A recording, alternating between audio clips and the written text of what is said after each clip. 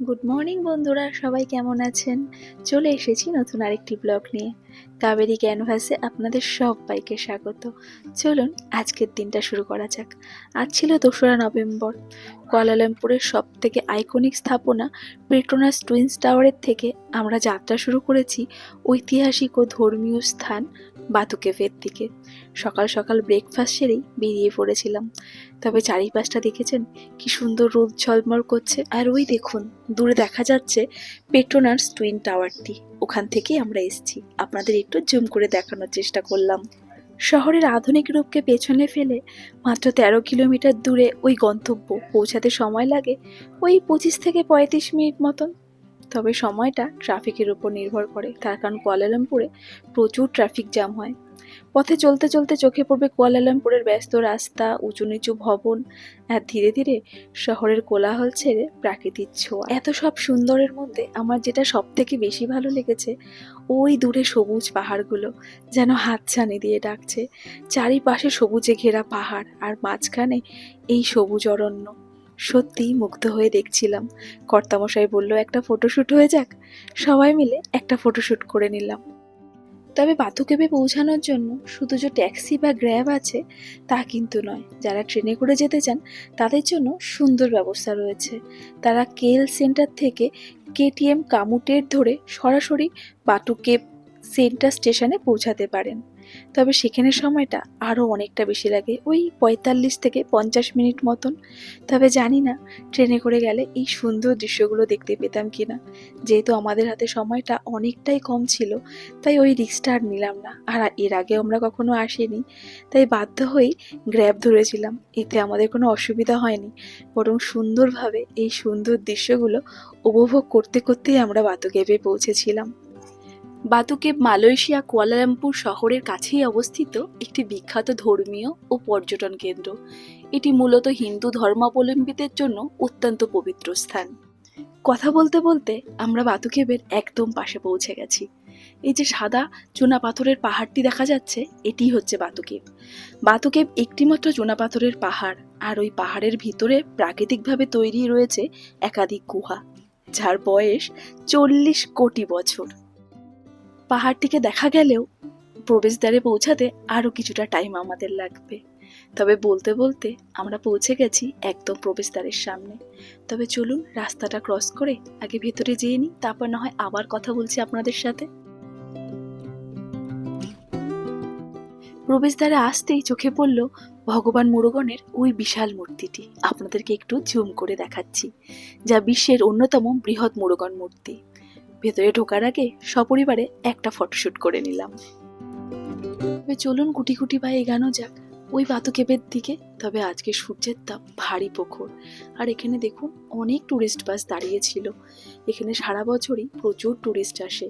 জাতি ধর্ম নির্বিশেষে এই জায়গাটা সবার জন্য খোলা। হিন্দু, মুসলিম, খ্রিস্টান, বৌদ্ধ সবার এখানে অবাধে যাতায়াত আছে। এখানে এসে আমার জানা সব থেকে যেটা বেশি ভালো লেগেছে, এই পায়রাগুলো। সিঙ্গাপুরে অ্যালাউ নেই পায়রাকে এইভাবে খাওয়া দেওয়া, তবে মালয়েশিয়ায় সবাই দেখছে পায়রাকে খাবার দিচ্ছে। তাই দেখে আমার ছানা একটু বায়না করলো ও একটু খেতে দেবে। তবে আমরা বললাম সূর্যের তাপটা অনেকটা প্রখর হয়ে গেছে, যত তুমি এখানে ওয়েট করবে ওই 272টি সিঁড়ি উঠতে আমাদের ততটাই কষ্ট হবে। তাই সূর্য মাথার ওপর ওঠার আগে আমরা আগে পাহাড়ের মাথা থেকে ঘুরে আসি, নিচে এসে তারপর তোমাকে আবার পায়রাদের সাথে মিলিয়ে দেবো। আর ওই দেখুন রং বেরঙের সিঁড়িগুলো কি দারুণ লাগছে, তাই না? দেখতে যতটা দারুণ লাগছে, কাছ থেকে কিন্তু ততটাই ভয়ঙ্কর। দেখে মনে হচ্ছে সিঁড়িগুলো যেন একদম শোয়ানো, তবে অতটা শোয়ানো কিন্তু ছিল না, মোটামুটি ভালোই খাড়া ছিল। তবে যেহেতু ছোট ছোট স্টেপ ছিল, অতটা উঠতে অসুবিধা হয়নি। আর উঠতে উঠতে এই পাহাড়ের চারিপাশটা আপনাদেরকে দেখানোর চেষ্টা করছিলাম। উপর থেকে দেখুন মানুষগুলোকে ছোট্ট ছোট্ট পিঁপড়ে লাগছিল। আর এই ছবিগুলো তুলে আমার কর্তামশাই আমাকে সাহায্য করছিল, এই ছবিগুলো যাতে আমি আপনাদের সঙ্গে পরে শেয়ার করতে পারি। দেখেছেন এপাশ থেকে কিন্তু ভালো বোঝা যাচ্ছে যে সিঁড়িগুলো বেশ ভালো খাড়া ছিল।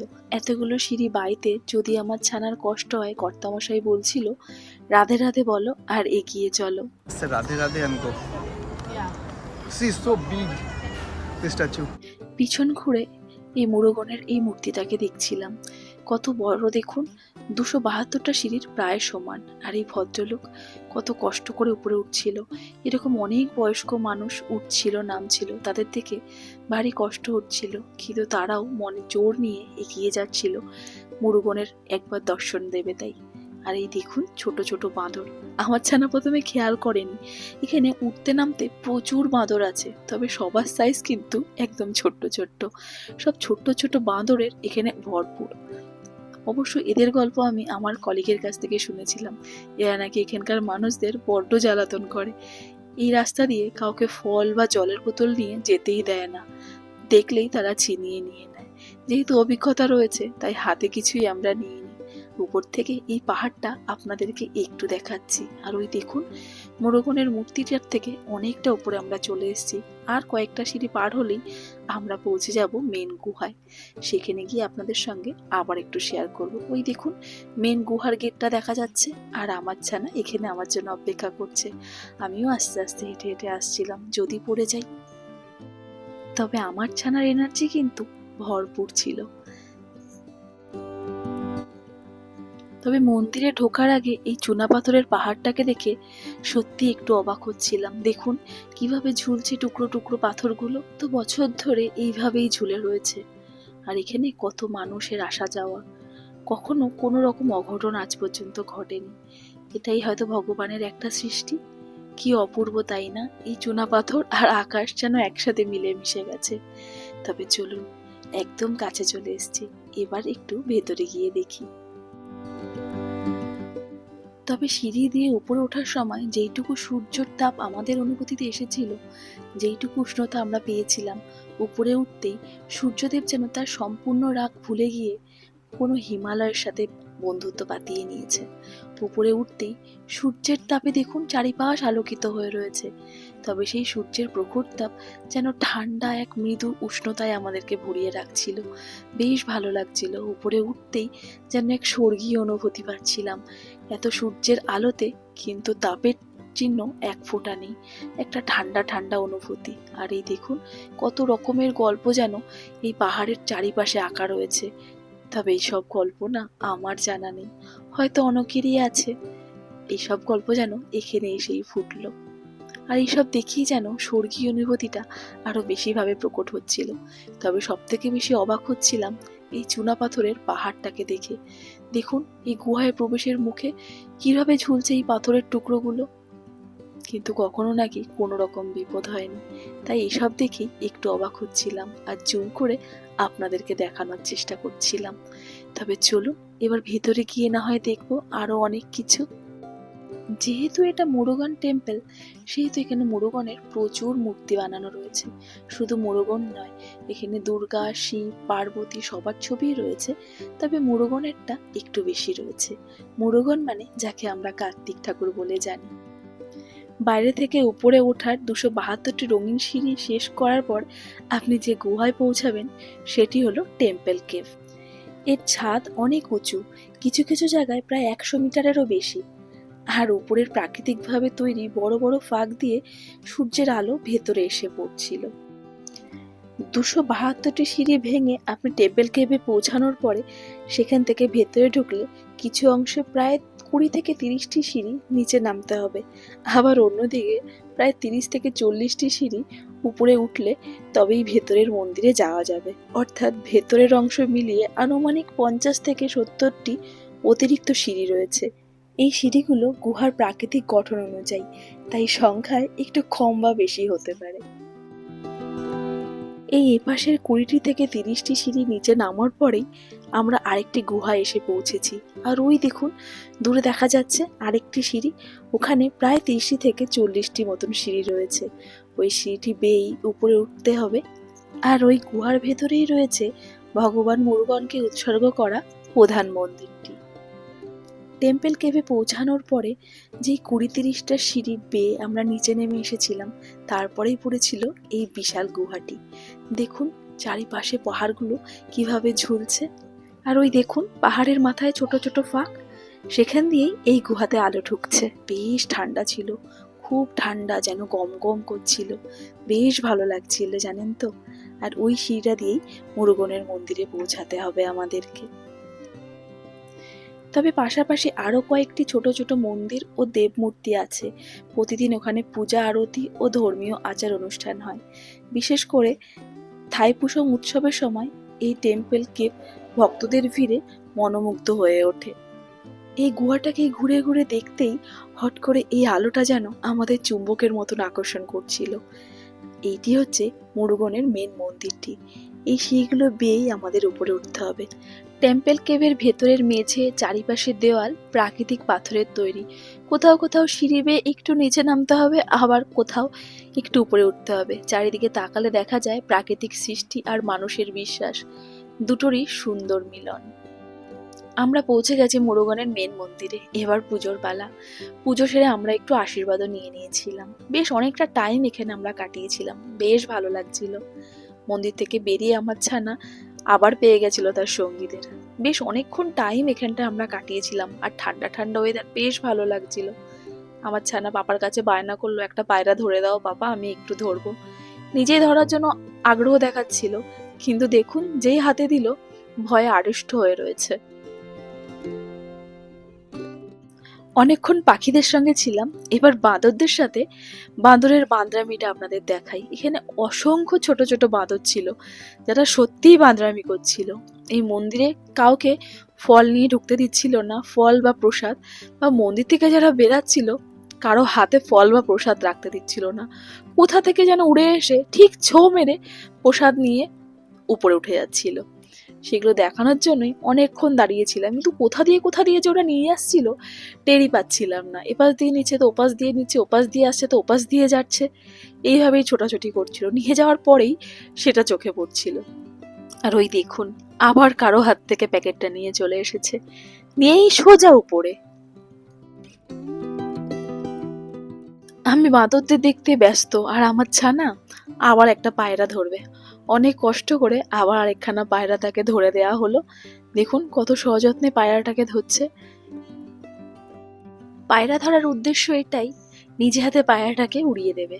এদিকে আমি আমার ছানার পায়রা ওড়ানো দেখছিলাম, আর অন্যদিকে আরেক বাঁদরের বাঁদরামি শুরু। ওই দেখুন, দেখেছেন প্যাকেটটা নিয়ে ঠিক দৌড়। ওটাকে দেখেই মজা নিচ্ছিলাম। আরেকজন এসে হাজির হয়েছে, ওপাশ থেকে নিতে পারেনি। এপাশে দেখুন এই বাচ্চাটাকে কিভাবে অ্যাটাক করেছে। কোনো একটা মানুষ স্বস্তিভাবে একটা ফল নিয়ে যেতে পারছে না। তবে আমার কলিগ বলে দিয়েছিল আগে এখানে এরকম উৎপাত হয়, তাই মন্দির থেকে বেরানোর আগেই আমি আমার ফলটাকে ব্যাগের ভেতরে নিয়ে নিয়েছিলাম। ব্যাগ তো ছিল না, আঁচলে সযত্নে বেঁধে নিয়েছিলাম। আর এই দেখুন উপরের চূড়া দিয়ে কিরকম ভাবে আলো আসছে, কি দারুণ লাগছে তাই না? বেশ অনেকটা টাইম এখানে কাটিয়েছিলাম। ইচ্ছাই করছিল না নিচে নামতে, কিন্তু ভাবলাম নিচে তো আরো অনেক কিছু দেখানোর আছে, আপনাদের সঙ্গে শেয়ার করার আছে। তাই গুটি গুটি পায়ে এবার যাওয়ার পালা। যাওয়ার আগে মন্দিরটাকে আবার একটুখানি ঘুরে দেখছি। আর দেখুন চুনাপাথরগুলো কিভাবে ঝুলে রয়েছে, দেখে মনে হচ্ছে হাত লাগলেই হয়তো পড়ে যাবে, কিন্তু কত যুগ যুগ ধরে ঠিক একইভাবে রয়ে গেছে, কোনো রকম কোনো অ্যাক্সিডেন্ট হয়নি। পাশের এই গুহাতে ঢুকতেও দেখলাম একইভাবেই পাথরগুলো ঝুলছে।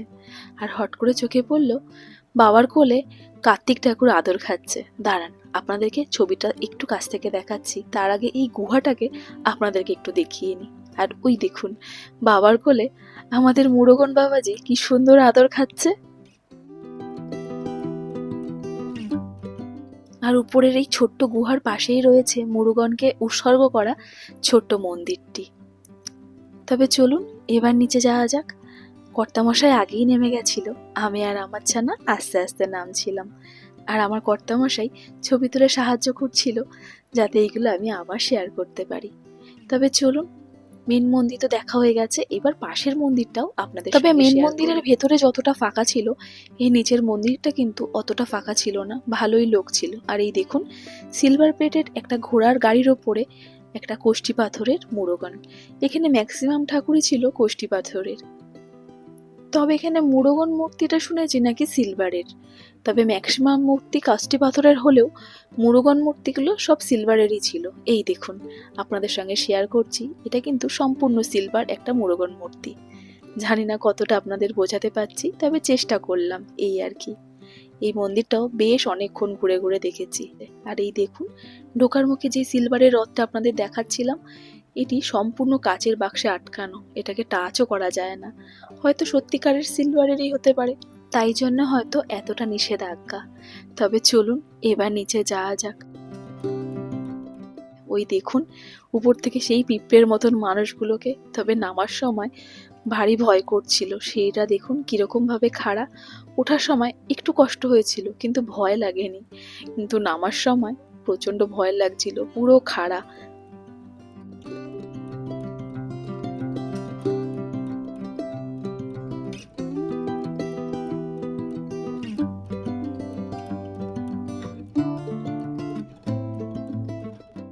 সূর্যমামা তখন একেবারে মাথার উপরে। তবে সূর্যের তাপ ভয়কে আর মানাতে পারছিল না, তার কারণ উপর থেকে নামতে ভারী ভয় করছিল, সিঁড়িটা একদম খাড়া। তবে নামার সময় প্রচুর বাঁদর ছিল, আর তারা প্রত্যেকেই কোলে কোলে একটা করে বাচ্চা নিয়ে ঘুরছিল। প্রত্যেকটা বাঁদরের কাছে যেন এক একটা বাচ্চা, আর সবাই যখন জলের বোতল নিয়ে নামছে সবার কাছে যেন জল চাইছিল। দেখুন কত ছোট ছোট বাঁদর। আমরা পৌঁছে গেছি একদম নিচে।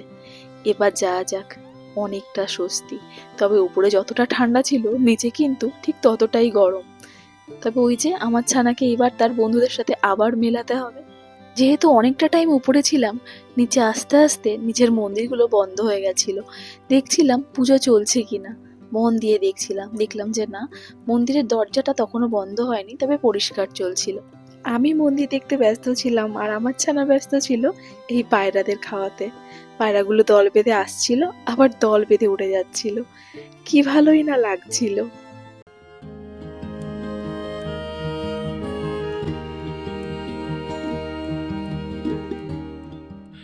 আর আমার ছানা না ভীষণ সুন্দর শীষ দিতে জানে। শীষ দিয়ে দিয়ে পায়রাগুলোকে ডাকছিল, ভারী সুন্দর লাগছিল। একটু আগে খিদে ক্লান্তিতে আমার ছানা পুরো কাহিল হয়েছিল। এখন কোথায় তার খিদে, কোথায় তার ক্লান্তি। পায়রাদের খাওয়াতে ভারী ব্যস্ত। খুব ইচ্ছা পায়রাদের হাতে ধরে খাওয়াবে। ওর পাপা বলল সামনে একটুখানি খাবার ধরো, তাহলে পায়রা খেয়ে নেবে। পায়রাকে খাওয়াচ্ছে দেখুন, লেজ টেনে ধরে পেছন থেকে খাবার দিচ্ছে।